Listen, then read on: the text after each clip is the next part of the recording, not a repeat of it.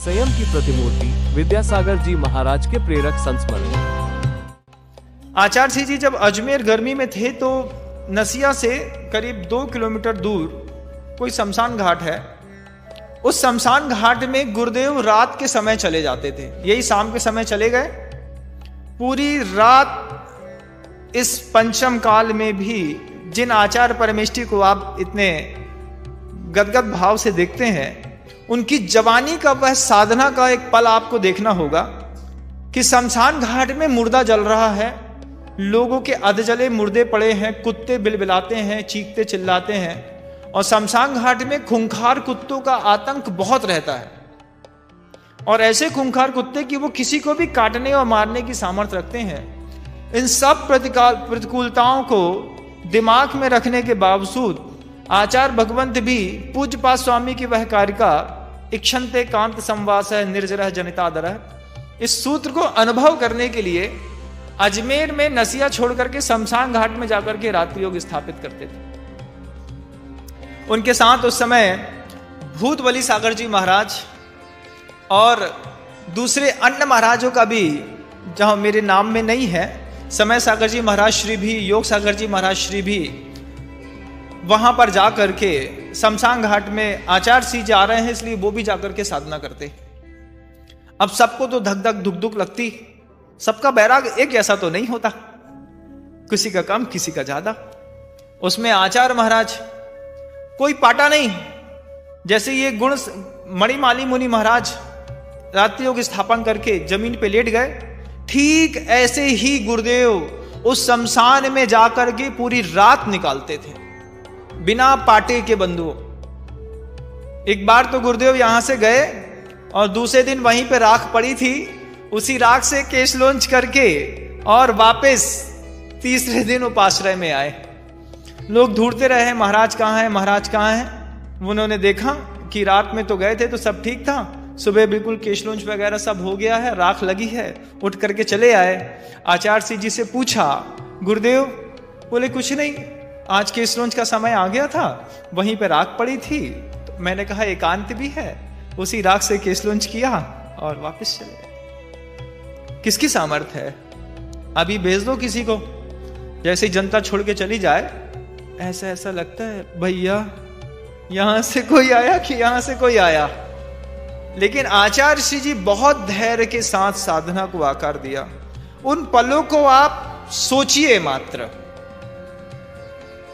मुनिराज श्री भूत बलि सागर जी से हमारा भी आष्टा में मिलना हुआ तो उन्होंने बताया कि जब हम गुरुदेव के साथ अजमेर में शमशान घाट में गए, पहले दिन कुछ नहीं रहा, शांति से सबकी रात निकली। सबको लगा कि ये तो बड़ा अच्छा है, गर्मी है और शमशान घाट में रुके हैं। दूसरे दिन जैसे ही गुरुदेव वहां पर पहुंचे और अंधेरा हुआ, अंधकार छाया, हम सब थोड़ी थोड़ी दूर पर उस शमशान की धरती पर बैठे थे कि भूत बलि सागर जी महाराज बताते कि धीरे से जैसे दीपक की बत्तियां जलती हैं ना, ऐसी बत्तियां आसमान में जलती हुई हम लोगों की परिक्रमा लगाने लगी।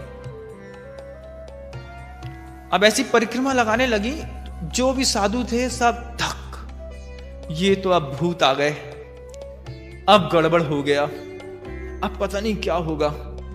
आचार्य श्री जी ने सिर्फ एक ही बात कही, धैर्य रखना, घबराना मत, शांति से सिर्फ देखो क्या हो रहा है। गुरुदेव आसन लगा करके बैठ गए। हजारों दीपक जलती हुई, दीपक की लौ की बत्तियां पूज्य गुरुदेव के चारों तरफ परिक्रमा लगाने लगी। धीरे धीरे पूरे मुनि संघ के ऊपर परिक्रमा लगाने लगी।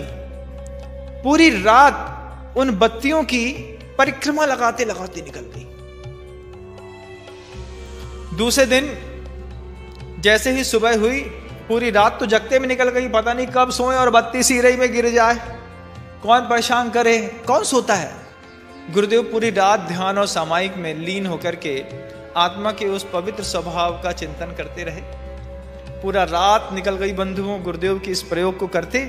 सुबह उठे, चुपचाप अपने उपाश्रय में आए, स्वाध्याय इत्यादि देव वंदना हुई, आहारचर्या में निकल गए। दोपहर में मुनि महाराज जी लोगों ने निश्चय कर लिया, कल ऐसा विचित्र वातावरण बन गया था, आज वहां पे नहीं जाएंगे। भैया हमसे तो नहीं होगा। तो ऐसी वातावरण बना, आचार्य श्री जी शाम को चुपचाप कमंडल उठाए और फिर वापस चल दिए।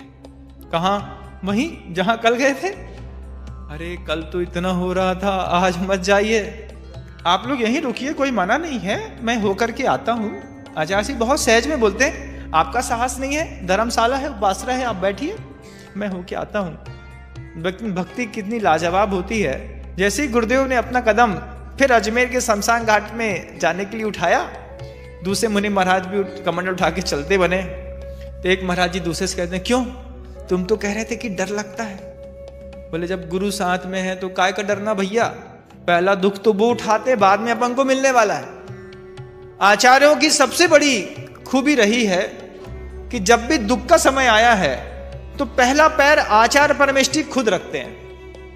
और सुख के समय में जैसे मुर्गी अपने चूजों को आगे कर देती है, ठीक ऐसे ही गुरुदेव अपने शिष्यों को आगे कर देते। देखो अभी सुख का समय है तो तुम लोग देख लो, दुख का समय आएगा तो मैं आगे कर लूंगा। आचार्यों की खासियत है। गुरुदेव ने जैसे कदम बढ़ाया, सारे शिष्य चले गए। लगातार 3 दिन तक इसी तरीके का उपक्रम उस शमशान घाट पे होता रहा। इसी वर्तमान पंचम काल की, अभी से 50 साल पहले की घटना है बंधु। और यह जो कथानक मैं आपको सुना रहा हूं वो मणिमाली मुनि महाराज का, ये राजा श्रेणिक के समय का, भगवान महावीर के समूषण के समय की घटना है बंधु। मणिमाली मुनि महाराज की, मुझे तो कई बार लगता है कि मणिमाली महाराज का ये कथानक सुनकर के ही गुरुदेव को प्रेरणा मिली होगी कि जैसे उन्होंने प्रयोग किया है मैं भी प्रयोग करके आऊं